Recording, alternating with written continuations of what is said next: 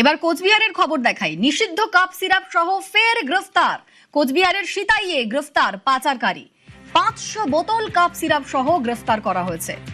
টোটোতে করে cough syrup পাচারের ছক বানচাল। আমার সঙ্গে শুভঙ্কর রয়েছেন প্রতিনিধি। শুভঙ্কর, এত পরিমাণে নিষিদ্ধ কাপ সিরাপ নিয়ে কি পরিকল্পনা ছিল পাচারকারী? দেখো, যেটা পুলিশ সূত্রে আমরা জানতে পারছি, বাংলাদেশ সীমান্ত লাগোয়া সিটাই, সেই সিটাই থেকেই গত রাতে মিয়া নামে একজন গ্রেফতার করা হয়। সে একটি টোটোতে 500 বোতল নিষিদ্ধ কাশির সিরাপ নিয়ে যাচ্ছিল এবং যেটা জানতে পেরেছে যে মূলত বাংলাদেশে এই কাশির সিরাপ গুলো পাচারের জন্যই সে ওই এলাকা দিয়ে যাচ্ছিল।